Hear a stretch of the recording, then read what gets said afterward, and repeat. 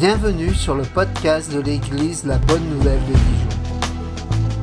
Merci de nous suivre afin de plonger ensemble au cœur de la Bible et d'y découvrir le message que Dieu adresse à ceux qu'il aime. Nous serions heureux de vous rencontrer un dimanche au 8B rue Jules Viol à Dijon. Bonne écoute. Je suis très honoré d'être parmi vous ce matin et c'est avec beaucoup de joie. La dernière fois que j'avais pu venir, c'était pas encore ici, c'était à la rue du lycée. Votre pasteur Ken m'avait invité et à chaque fois c'est vraiment un bonheur parce qu'on retrouve les frères et sœurs. La communion fraternelle, elle est vraiment précieuse. Et ces temps que nous avons déjà passés m'ont béni personnellement. Et je vous remercie pour l'accueil. Je disais à ceux qui me disaient merci, mais c'est plutôt moi qui vous remercie. Je remercie votre pasteur, je le disais à Anne tout à l'heure, pour la confiance. C'est vrai qu'on entretient des rapports fraternels au sein de la pastorale dijonnaise et on a appris à se connaître et à s'apprécier dans le Seigneur. Nous allons ouvrir la parole de Dieu ensemble dans l'évangile de Jean. Évangile de Jean au chapitre 11.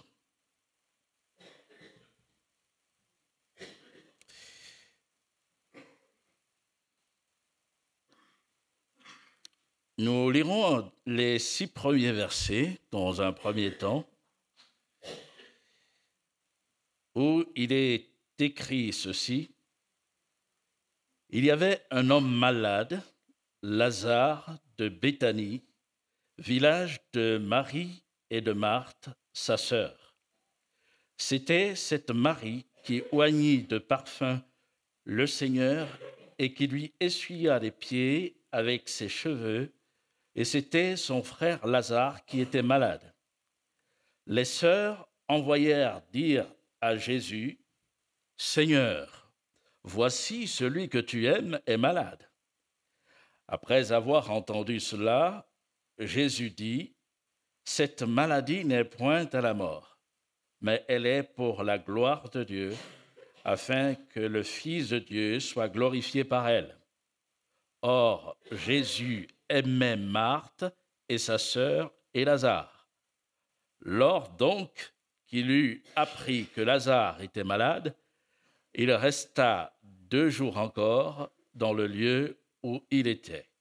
On pourrait lire le verset 7, et il dit ensuite aux disciples, « Retournons en Judée. » Je m'arrête d'abord sur ces versets, nous en lirons d'autres tout au long de ce partage. Et je voudrais souligner ici l'amitié qui liait Jésus à une famille. Une amitié qui est affirmée dans un contexte bien particulier d'épreuves, de souffrances, de maladies et même de mort. Et nous voyons que Jésus est le Dieu Tout-Puissant, le Seigneur de gloire, comme nous l'avons chanté tout à l'heure, celui qui a vaincu la mort, celui qui a vaincu la souffrance, qui a dit, comme cela a été rappelé dans la lecture, l'une des lectures, que nous aurons beaucoup de tribulations dans le monde, mais que nous n'avons pas à nous décourager, mais plutôt prenez courage, car j'ai vaincu le monde. Jésus tout-puissant, Jésus qui peut appeler à la vie celui dont le souffle est parti. Et ce chapitre témoigne de sa grandeur. Il y a une particularité dans l'évangile de Jean, c'est que cet évangile met l'accent sur la divinité de Jésus. Dès le premier verset, d'ailleurs, j'ai la version Louis II, c'est celle que j'utilise, mais toutes les versions se rejoignent. Au commencement était la parole, et la parole était avec Dieu, et la parole était Dieu. Elle était au commencement avec Dieu. Et toutes choses ont été faites par elle. Et l'apôtre dira, rien de ce qui a été fait n'a été fait sans elle. Et puis quand on va plus loin, au verset 14, il est dit, et la parole a été faite chair, et elle a habité parmi nous, pleine de grâce et de vérité. Et nous avons contemplé sa gloire. Une gloire comme la gloire du Fils unique venu du Père. Alléluia. Cette parole qui était au commencement avec Dieu, cette parole qui était Dieu, c'est elle qui s'est incarnée. Jésus. Jésus est Dieu. Et dès le prologue de son évangile, Jean met l'accent sur ce fait, pour que ceux qui lisent comprennent qu'il ne s'agit pas d'un guide ordinaire, comme on pourrait l'entendre ici ou là, quand on pose la question, Jean, qui est Jésus pour vous? Oh, c'est un guide spirituel, hein? Ou alors un prophète, comme les autres. Non, il s'agit du Fils de Dieu, il s'agit de Dieu lui-même. Et celui que nous avons invoqué, que nous invoquons encore, comme nous le faisons ce matin, c'est le Dieu vivant, le Dieu tout-puissant. Et ce Dieu nous est révélé dans bien des aspects de sa personne. Donc, quand on lit, on considère l'Évangile, on voit qu'il y a bien des traits de la personne de Jésus qui sont mis en avant. Tout à l'heure, j'ai été fort encouragé quand on chantait Dieu tout-puissant. Quand mon cœur considère tout l'univers créé par ton pouvoir. Et quand il est dit, quand je songe au sublime mystère qu'un Dieu si grand a pu penser à moi, que son cher Fils est devenu mon frère. C'est profond. C'est profond. Et en chantant, je me disais, ben oui, Seigneur, qui suis-je moi pour que tu aies porté autant d'attention sur ma personne? Dans mes travers, dans mon péché, j'étais méprisable. Tu aurais pu me rejeter pour l'éternité, mais tu m'as fait grâce. Jésus, ton Fils bien-aimé, est devenu mon frère. Et par la foi en son œuvre, à la croix du calvaire, je suis devenu enfant de Dieu, héritier de Dieu et co-héritier de Christ. N'est-ce pas beau? Merveilleux. Donc Jésus, présenté comme notre frère, mais Jésus est aussi un ami. Et c'est sur cet aspect que je voudrais insister, à ce que le texte que nous avons lu met en avant plutôt l'amitié de Jésus, comme je disais tout à l'heure, pour une famille et pour un homme en particulier. Au verset 3, il nous est dit que les sœurs, Marthe et Marie, vont faire dire à Jésus, « Seigneur, voici celui que tu aimes est malade. » Alors, dans la version Louis II, il est marqué « celui que tu aimes ». C'est le verbe « philéo » qui a donné « philos », donc « ami ». Et j'aime bien aussi la version du Semeur, parce qu'elle rend le texte par ceci, « Seigneur, ton ami est malade. » Ton ami. Et ça a son importance. Parce que, d'entrée, cela détermine le cadre dans lequel la relation entre Jésus et la famille est posée. Les sœurs ont la liberté de faire cette démarche pour que Jésus vienne au plus vite parce qu'elles savent que c'est l'ami de la famille. Et Jésus lui-même rend témoignage de ce fait. Il affirme bien que Lazare est son ami. Au verset 11, il est dit, après ces paroles, donc, alors qu'il leur a dit de retourner en Judée, les disciples sont hésitants, et lui réaffirme sa volonté d'aller en Judée. Je résume le passage, il est dit au verset 11, après ces paroles, il leur dit, Lazare, notre ami, dort, mais je vais le réveiller. Les disciples lui dirent, Seigneur, s'il dort, il sera guéri. Lazare, notre ami. Jésus le considérait comme son ami. Et quand on a un ami tel que Jésus, on peut s'attendre à ce qu'il intervienne dans nos vies, qu'il nous fortifie, qu'il soit un soutien indéfectible. Et c'est bien ce que l'on relève dans le passage. J'aimerais développer très rapidement 3 points sur la base de ce texte. L'amitié de Jésus pour Lazare et toute la famille est incontestable, puisque lui-même vient de l'affirmer, il l'affirme dans ce passage. Mais une chose m'interpelle, c'est que, premièrement, l'amitié entre Jésus et Lazare n'a pas empêché que Lazare tombe malade.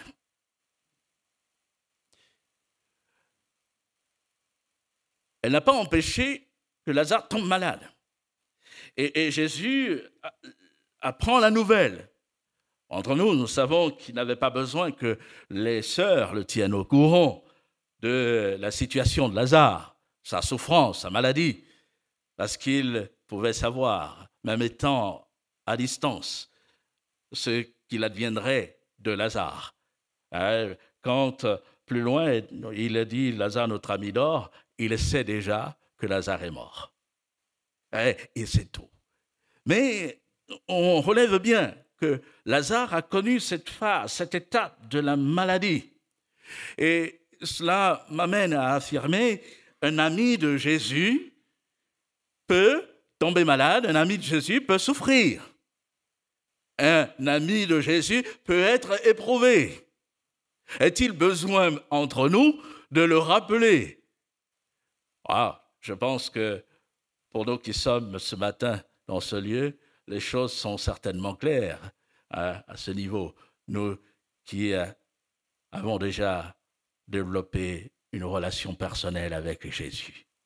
Mais je pense qu'il est quand même utile de le dire, de le rappeler. Parce que par les temps qui courent, on entend bien des choses. Il y a quelque temps, des jeunes étudiants de l'Assemblée sont venus me voir parce qu'ils abordaient un sujet entre eux. Et le sujet était « Un chrétien peut-il tomber malade ?»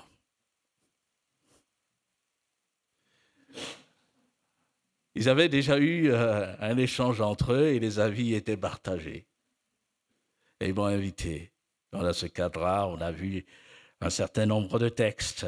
Mais cela, pour moi, a été éloquent parce que j'ai pris la mesure de la perception des uns et des autres.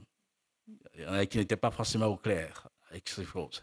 Et puis je disais que par les temps qui courent, nous avons besoin de réaffirmer ces choses parce que c'est l'Écriture. Sinon, on sort de l'Écriture et on se laisse emporter par des rêveries, des illusions, des pensées qui sont purement humaines. Et quand on regarde l'Écriture, on voit que oui, un chrétien peut tomber malade. Lazare a été malade. Et Jésus l'a su. Et Jésus, dans un premier temps, n'a pas réagi. Aujourd'hui, sur la toile, sur Internet, beaucoup enseignent ces choses. Et des gens qui se disent prophètes, apôtres, et qui y vont. Et on le retrouve parfois dans nos rapports fraternels, où quelqu'un qui est déjà dans l'épreuve et qui a besoin du soutien fraternel va s'entendre faire des réflexions du style « Est-ce que tu as la foi ? Si tu avais la foi, tu ne passerais pas par telle ou telle difficulté, telle épreuve. » Et je l'ai entendu personnellement, et une réflexion qui m'a été faite, le jour où tu auras la foi, tu seras guéri.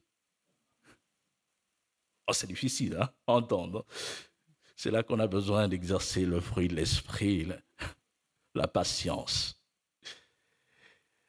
Alors, je dis cela pour simplement étayer le fait que tous ne sont pas au clair avec cela. Mais l'Écriture nous pose les choses. Dans 2 Timothée chapitre 4, verset 20, l'apôtre Paul écrit ceci. « Éraste est resté à Corinthe, et j'ai laissé Trophime malade à Milet. » Là, Paul parle d'un collaborateur, le dit à Timothée.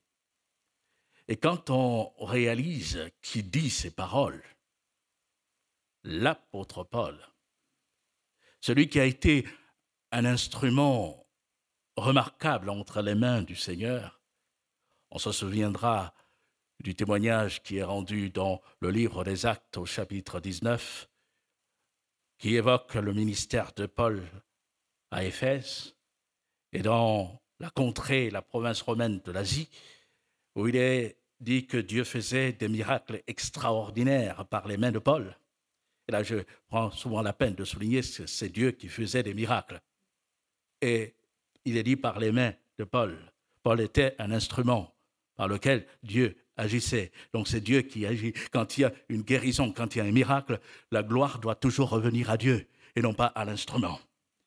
Et cet homme a été choisi par Dieu comme instrument. Et il est même dit que c'était au point que des gens appliquaient des mouchoirs sur son corps et allaient ensuite les appliquer sur les malades.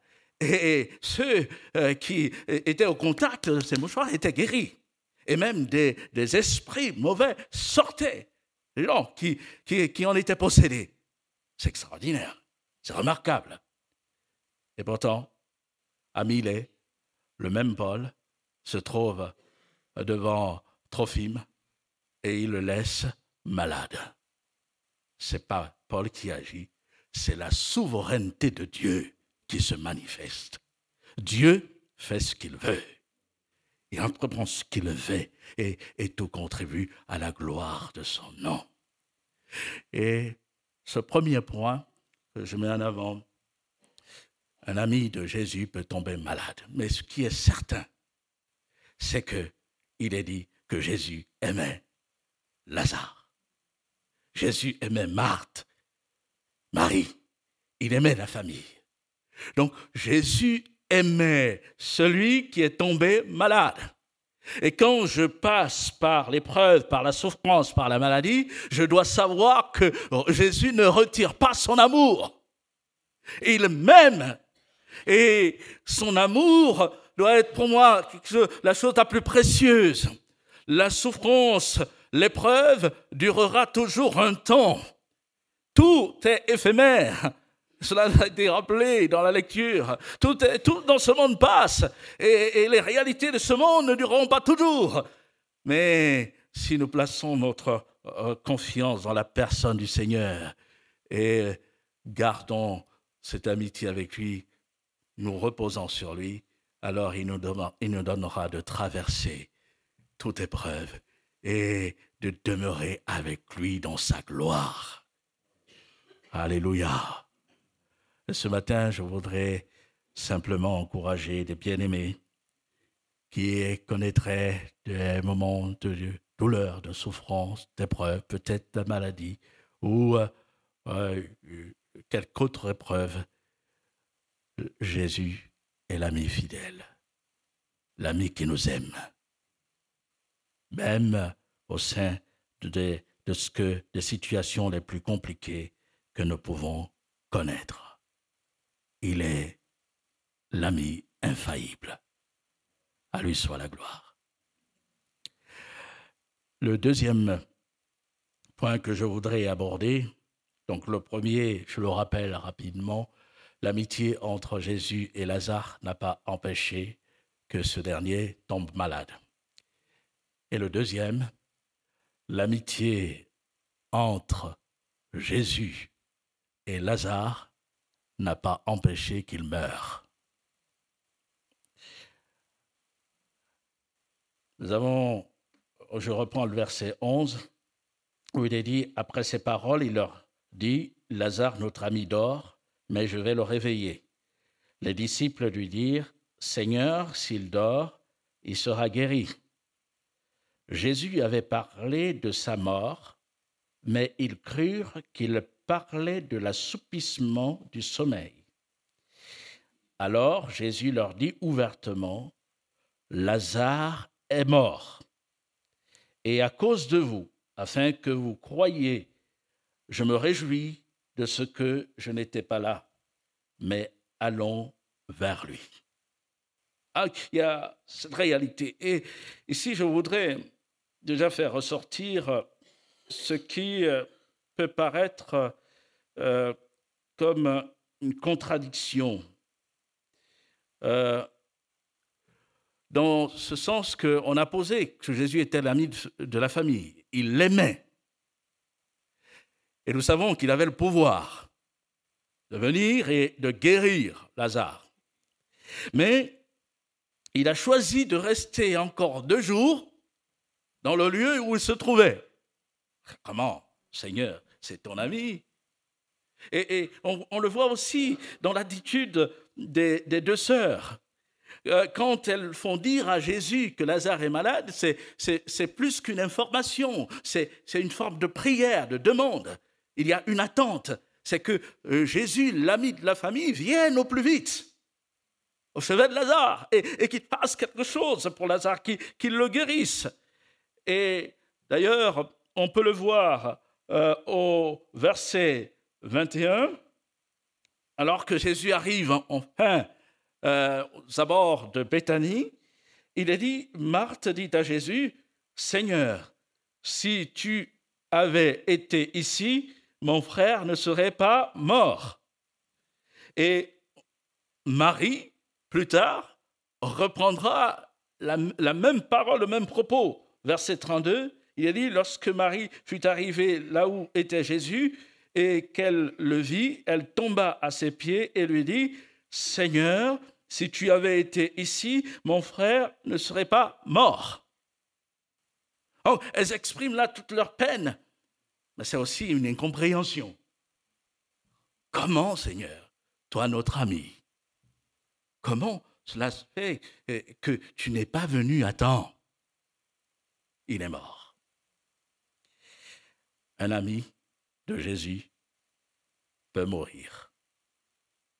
Et nous avons souvent été peinés, touchés par le départ d'un proche, par le départ d'un frère, d'une sœur auquel nous étions attachés.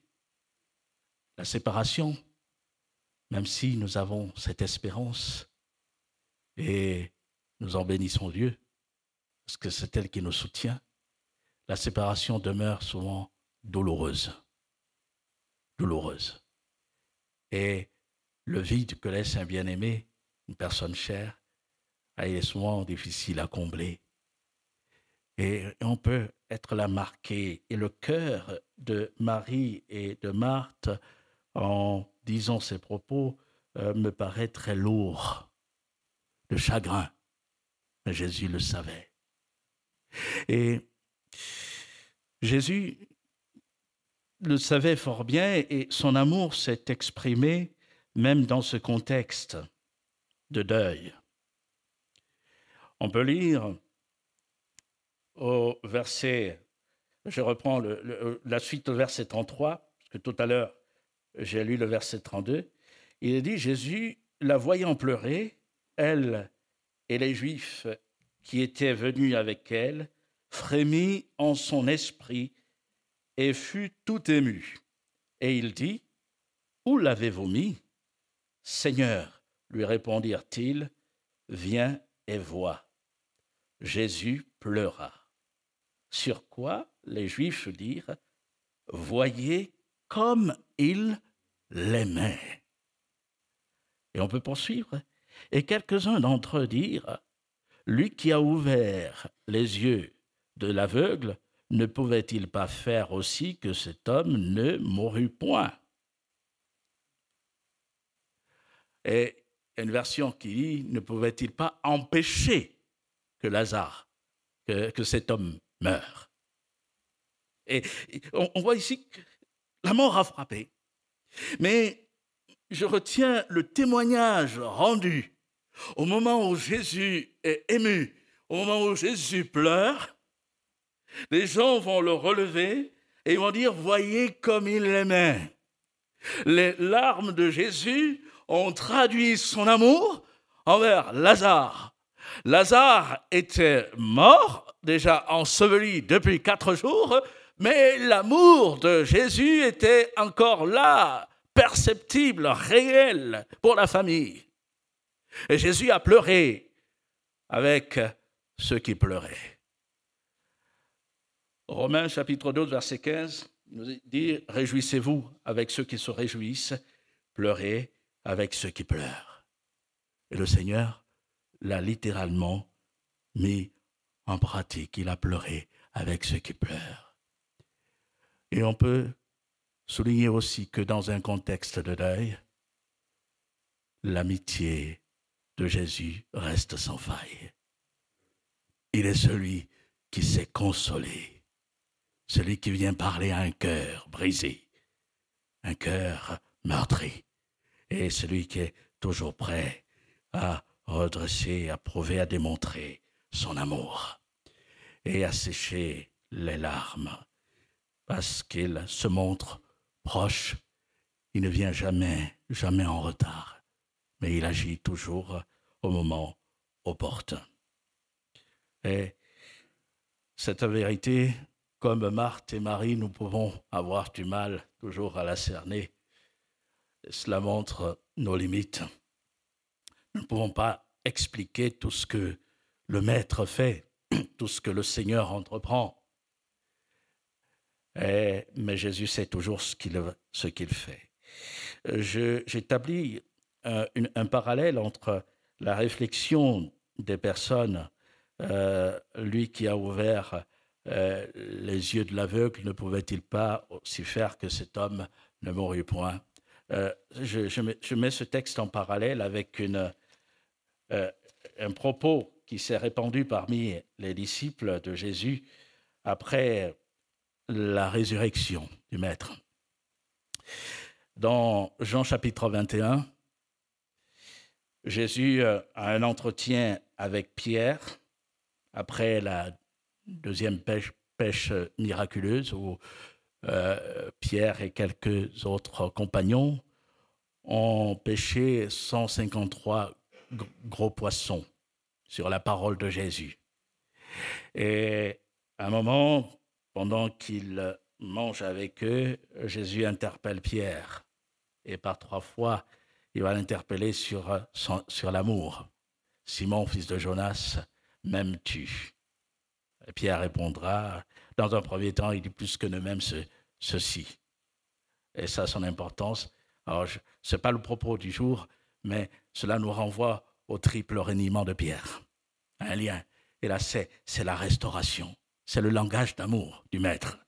Et il va parler au cœur du disciple parce que à la 3e fois, Pierre va être attristé dans son cœur, saisi.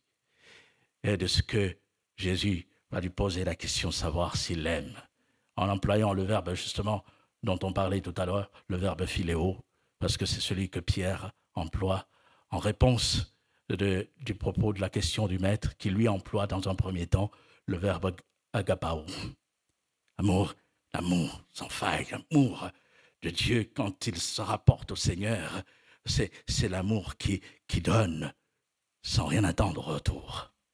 C'est par cet amour que Dieu, le Père, a donné son Fils unique, afin que quiconque croit en lui ne périsse point.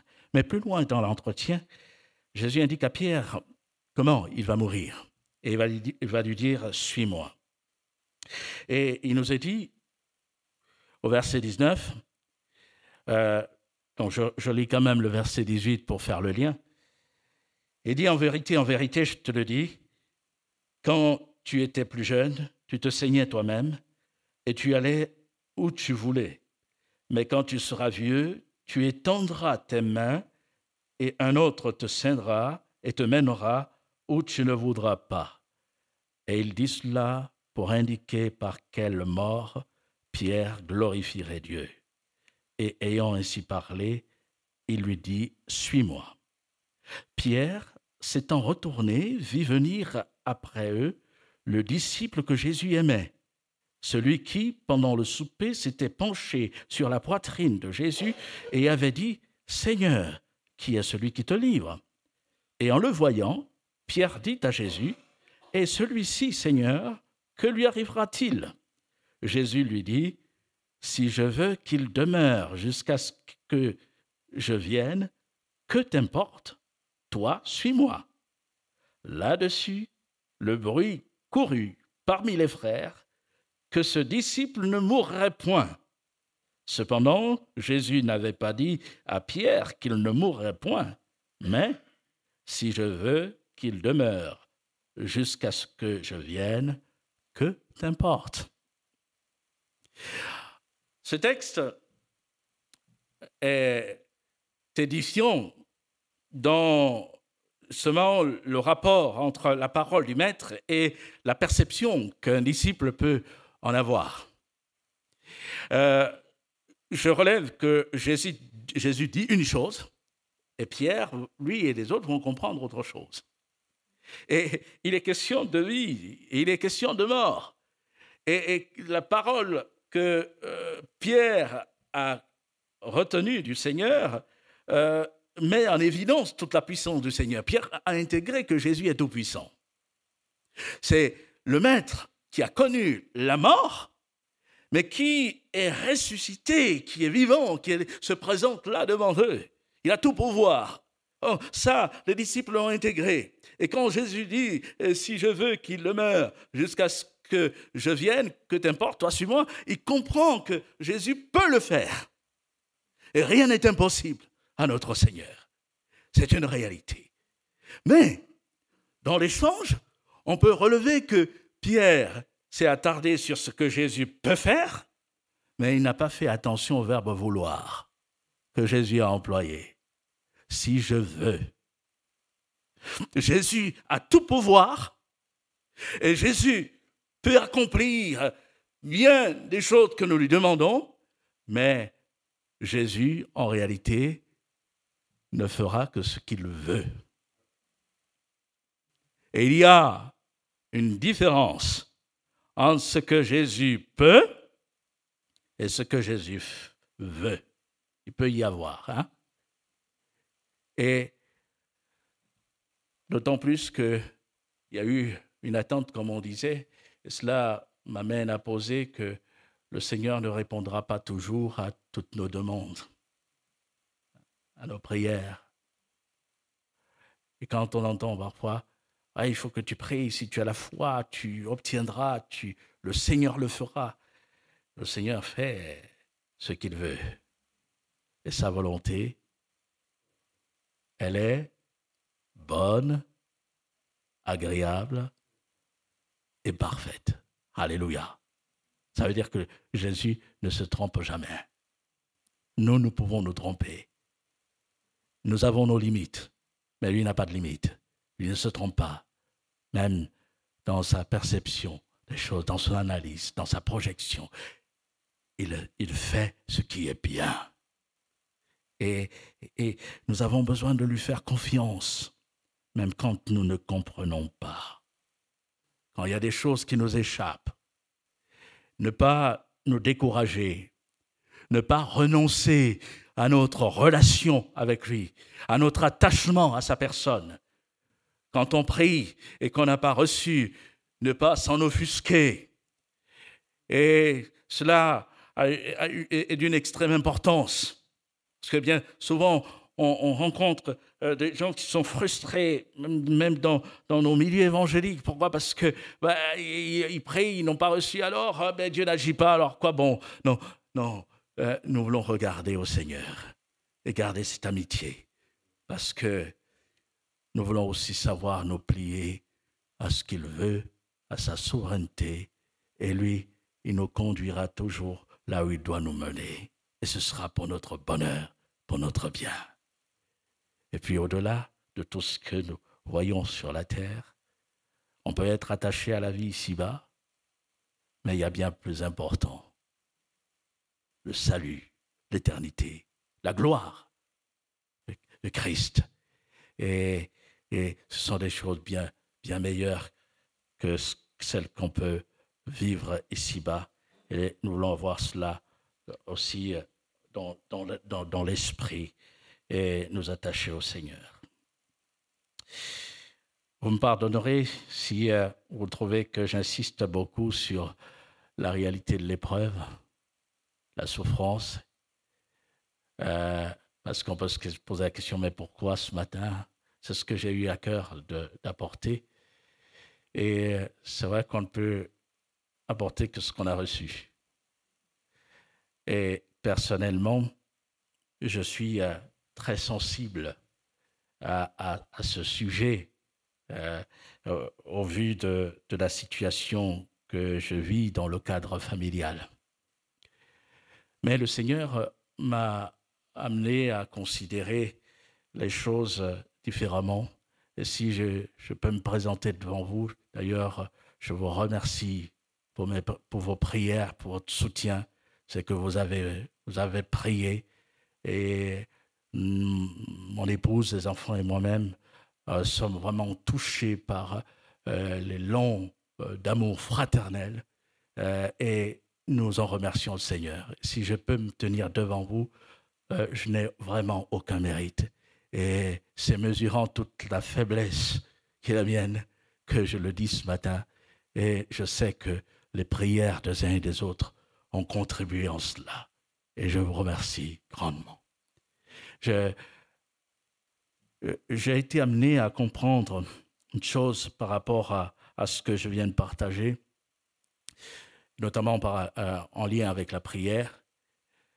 Il y a de cela déjà quelques années, au-delà de l'épreuve présente, c'est que dans une assemblée où nous étions, on a connu une sœur qui est tombée malade, 48 ans, et elle a été emportée par un cancer. 3 enfants, elle laissait derrière elle 3 enfants. C'était une assemblée d'une centaine de personnes, on se connaissait tous, et il y avait vraiment des rapports fraternels bien marqués entre nous, et ça fait de la peine.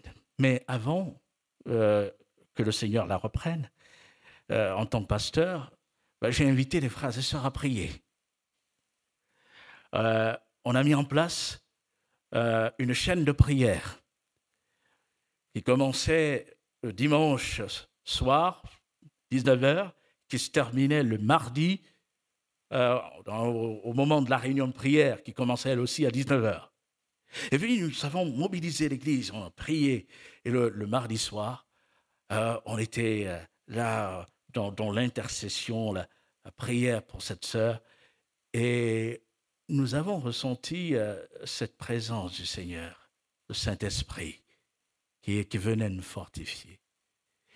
La réunion s'est terminée. Et je précise qu'on demandait au Seigneur de la guérir.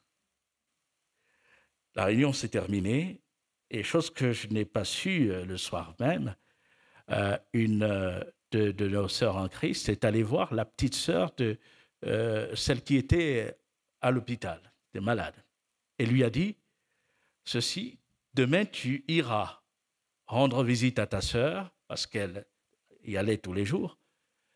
Prépare-lui à manger, car elle aura faim. On peut préciser, elle ne mangeait plus. Elle était alimentée par des sondes. Et comme la sœur, vous savez, qui avait dit cela, avait ce côté où elle aimait bien faire des plaisanteries, mais qui restait mesurée. Mais on ne prêtait plus vraiment attention à tout ce qu'elle disait, quoi. Alors, quand elle l'a dit, bon, je vais citer son prénom, adios, c'est Hélène. c'est Hélène. Donc, elle ne prête pas attention.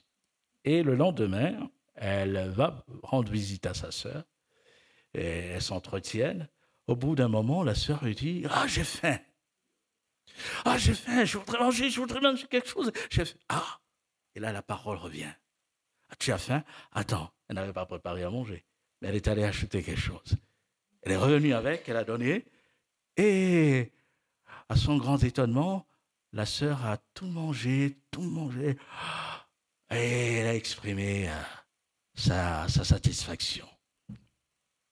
Et qu'est-ce que sa petite sœur a fait? Elle a envoyé un message à Hélène, qui avait dit cette parole la veille. « Ah, mais ce que tu as dit est vrai. » Et cela a fait le tour des membres de l'Église, des SMS. Alors, un après-midi, donc du lendemain, c'était un mercredi, je reçois moi aussi le SMS, et là, j'apprends ce qui s'était passé. Et vous savez ce que j'ai dit? J'ai conclu. Elle dit, ah, c'était formidable. Hier, nous avons eu une belle réunion de prière, on a senti la présence de Dieu. Et moi, je dis, le Seigneur va la guérir. Seulement, quelque temps après, elle meurt. Je parlais d'incompréhension et de frustration tout à l'heure. Et j'ai connu cela, à ce moment-là. Parce que je ne comprenais rien. Je dis, mais Seigneur, je ne comprends pas. Il y a eu quand même cette parole. Et je peux dire que ça a été une parole de connaissance. Parce que ce que la sœur Alice s'est réalisé. Mais comment se fait-il que tu n'es pas guéri? Et j'étais là un peu dans mon esprit préoccupé par tout ça, parce qu'il fallait en même temps se projeter sur les obsèques. Que dire à la famille? Donc j'étais un peu embrouillé, préoccupé, et j'interpellais le Seigneur. Et à un moment donné, le Seigneur nous parle. Le Saint-Esprit parle par la parole de Dieu. C'est la parole. Et nous sommes conduits par la parole de Dieu, par les pensées qui nous viennent. Mais le Saint-Esprit peut aussi nous interpeller dans notre cœur.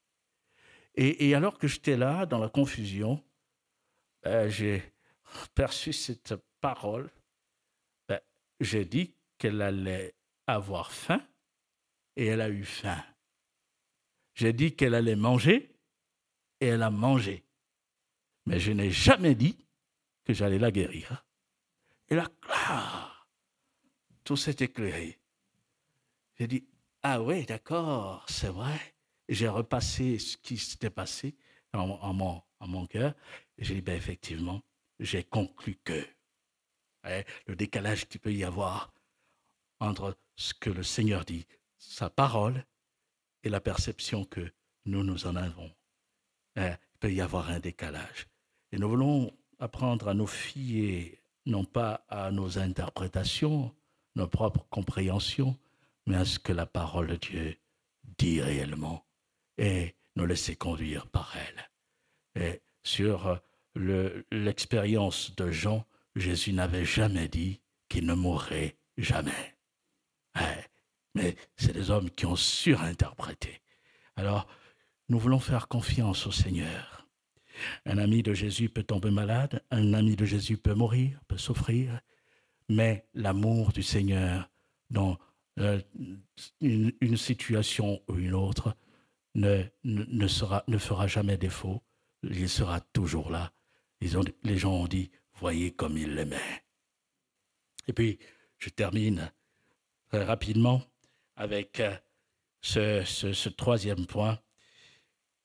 L'amour, l'amitié de Jésus avec Lazare a survécu à la mort, si je puis m'exprimer ainsi. L'amitié de Jésus et de Lazare a survécu à la mort, à l'étape de la mort. Parce que Jésus va le ramener à la vie. Il nous est dit que Jésus va demander d'ôter la pierre. Au verset 39, Jésus dit « ôtez la pierre ». Marthe, la sœur du mort, lui dit « Seigneur, il sent déjà, car il y a 4 jours qu'il est là. » Jésus lui dit ne t'ai-je pas dit que si tu crois, tu verras la gloire de Dieu? Ils ôtèrent donc la pierre, et Jésus leva les yeux en haut et dit, Père, je te rends grâce de ce que tu m'as exaucé. Pour moi, je savais que tu m'exauces toujours, mais j'ai parlé à cause de la foule qui m'entoure, afin qu'ils croient que c'est toi qui m'as envoyé. Ayant dit cela, il cria d'une voix forte, Lazare, sors! Et le mort sortit, les pieds et les mains liés de bandes, et le visage enveloppé de linge. Jésus leur dit, déliez-le et laissez-le aller. Plusieurs des Juifs qui étaient venus vers Marie et qui virent ce que fit Jésus, crurent en lui. Alléluia. Et on voit ici que le Seigneur agit conformément à ce qu'il a décidé et il manifeste sa toute-puissance. La mort n'a pas pu retenir Lazare. La pierre a été roulée et sur une parole, Lazare est revenu à la vie. Et on voit là aussi toute la grandeur de celui en qui nous croyons, en qui nous plaçons notre confiance. Et cela corrobore ce que Jésus a déjà dit à Marthe, plus tôt, lorsque, au verset 25, il lui dit « Je suis la résurrection et la vie. Celui qui croit en moi vivra, quand même il serait mort. Et quiconque vit et croit en moi ne mourra jamais. » Et là, on sait que Jésus parle de la seconde mort, l'éternité, les temps de feu, de soufre. Et celui qui croit en lui, qui vit en lui, ne connaîtra pas cette étape. Pourquoi? Parce qu'il est venu lui-même rendre la mort impuissante et nous donner la victoire par la foi en sa propre personne. Il a vaincu la mort. Jésus est l'ami qui nous assure une espérance vivante. Nous pourrions connaître cette étape, bon, je le souhaite à personne d'entre nous maintenant, mais nous voulons là aussi mesurer que, comme le Seigneur fait ce qu'il veut, il peut reprendre. Je parlais de bien-aimés qui nous ont quittés, qui nous ont été chers, qui, avec beaucoup de peine, c'est la souveraineté de Dieu. Dieu les a recueillis, le Seigneur les a pris auprès de lui. Et nous qui restons, nous ne voulons jamais perdre de vue que ce que le Seigneur fait est bon, mais qu'il y a aussi pour nous un avenir et qu'un jour, il y aura de belles retrouvailles. Et ensemble, nous serons dans la présence du Seigneur et nous ne la quitterons plus jamais. Et c'est ce que l'apôtre Paul nous dit dans 1 Thessaloniciens chapitre 4 lorsqu'il exhorte l'église de Thessalonique qui elle aussi était éprouvée et avait vécu des départs de membres de l'église qui avaient vécu avec eux. Et il se posait des questions sur l'avenir, sur l'éternité, le sort de ceux qui les avaient précédés, qui avaient quittés. Et l'apôtre Paul dit, 1 Thessaloniciens chapitre 4, verset 13, « Nous ne voulons pas, frères, que vous soyez dans l'ignorance au sujet de ceux qui dorment, afin que vous ne vous affligiez pas comme les autres qui n'ont point d'espérance. Car si nous croyons que Jésus est mort et qu'il est ressuscité, croyons aussi que Dieu ramènera par Jésus et avec lui ceux qui sont morts. Voici en effet ce que nous vous déclarons d'après la parole du Seigneur. Nous les vivants, restés pour l'avènement du Seigneur, nous ne devancerons pas ceux qui sont morts. Car le Seigneur lui-même a un signal donné, à la voix d'un archange et au son de la trompette de Dieu, descendra du ciel, et les morts en Christ ressusciteront premièrement. Ensuite, nous les vivants qui serons restés, nous serons tous ensemble enlevés avec eux sur des nuées à la rencontre du Seigneur dans les airs. Ainsi, nous serons toujours avec le Seigneur. Et il ajoute, consolez-vous donc les uns les autres par ces paroles. Jésus a promis d'aller préparer une place et que lorsqu'il aurait préparé la place, il reviendrait et il prendrait les siens avec lui, afin que là où il est, ils y soient, les siens y soient aussi. Alléluia. Et c'est ce que Paul reprend dans cette pensée, dans cette parole. Lui, il a connu cette étape. Il a dû être élevé sur la croix. Et d'ailleurs, la fin de Jean 11, texte qu'on a lu d'introduction et d'appui de notre méditation, montre que la résurrection de Lazare va sceller la décision de la mise à mort de Jésus, parce que le Sanhédrin va prendre à ce moment-là cette résolution ferme de faire mourir Jésus. Et on voit que, oui, lui, il donne la vie, mais il va aussi connaître la mort. Et il est venu connaître la mort pour nous. Il est venu connaître la mort pour les pécheurs. Il est venu porter nos péchés sur le bois de la croix. Et seulement, comme nous l'avons lu, il a connu la mort, mais il est ressuscité d'entre les morts. Il est vivant. Et c'est là notre espérance. Et dans nos afflictions, dans nos épreuves, nous ne sommes pas désespérés au point de renoncer à notre foi, mais nous pouvons lui faire confiance parce que celui qui est ressuscité reviendra un jour et nos regards se portent sur lui. Dans l'attente, notre foi va être là fortifiée, encouragée et nous allons demeurer fermes jusqu'au bout. Et que rien ne vienne nous détourner de l'amitié avec Jésus. Alléluia, que le Seigneur nous garde. Alors juste très rapidement, quelques nouvelles. Je parlais de mon épouse et je vous remercier pour vos prières. Ce que je n'avais pas eu l'occasion de vous dire depuis que je n'étais pas venu, c'est que mon épouse était déclarée morte cérébralement. On nous avait dit le cerveau n'est plus alimenté et nous sommes en présence d'une mort cérébrale. Et la dame qui nous avait reçus me disait, si je serais vous, j'irais chercher les enfants. C'était le soir où la rupture d'anévrisme avait eu lieu. Nous avons prié et juste préciser que j'ai été porté parce que en face d'une telle nouvelle, jusqu'à présent, je me demande comment j'ai pu garder le calme.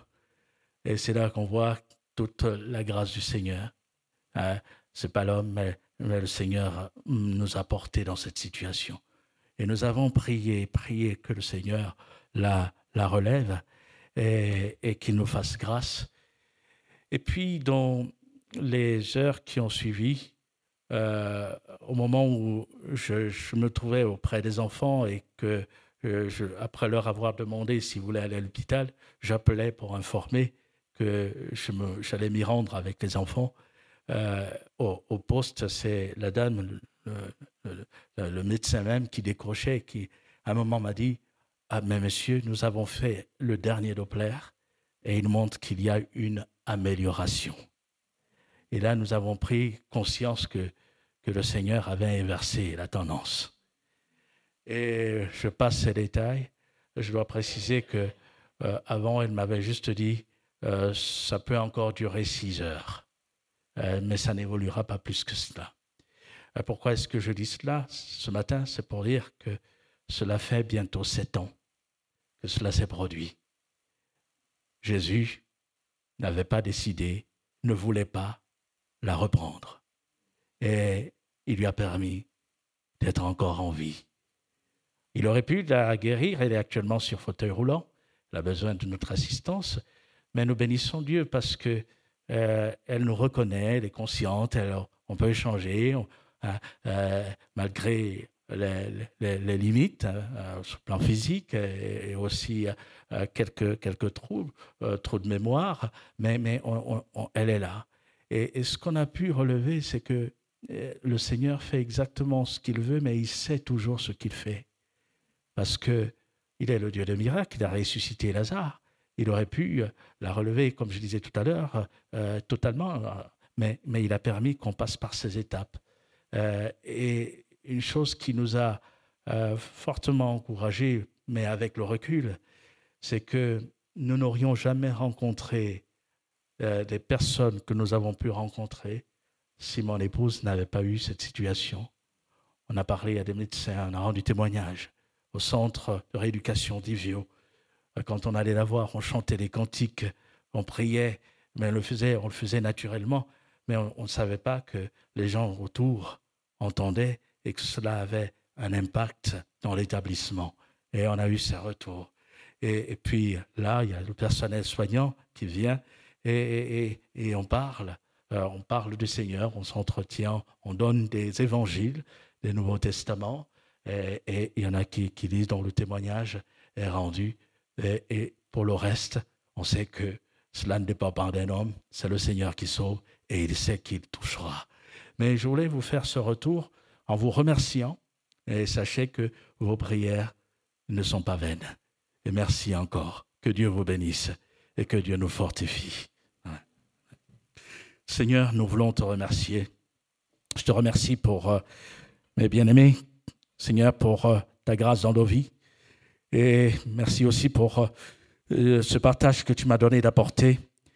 Je te prie que ta parole nous donne de porter nos regards sur toi et de nous appuyer sur toi, quelles que soient les circonstances, mais que par ton amour, par l'action du Saint-Esprit, tu puisses nous amener encore à braver toute épreuve et à te glorifier, t'honorer en toutes circonstances. Seigneur, que ton esprit nous aide à porter nos regards avec assurance sur tes promesses qui sont là. Et tu nous as promis la vie éternelle.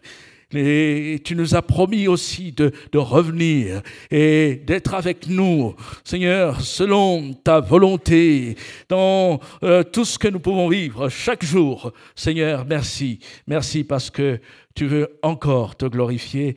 Et nous prions que beaucoup de ceux qui ne te connaissent pas parviennent à la connaissance de ta parole, à la connaissance de la vérité. Beaucoup de ceux qui s'interrogent sur le sens de la vie, qu'ils soient touchés et que ton esprit révèle le Sauveur à leur personne. Nous te bénissons. Merci d'enrichir cette assemblée. Je te prie pour les responsables de cette église. Je te prie pour notre frère Ken. Bénis-le, fortifie-le. Sers-toi encore de lui là où il se trouve et que cela contribue à l'avancement de ton royaume. Nous te bénissons et te louons au nom de Jésus. Amen.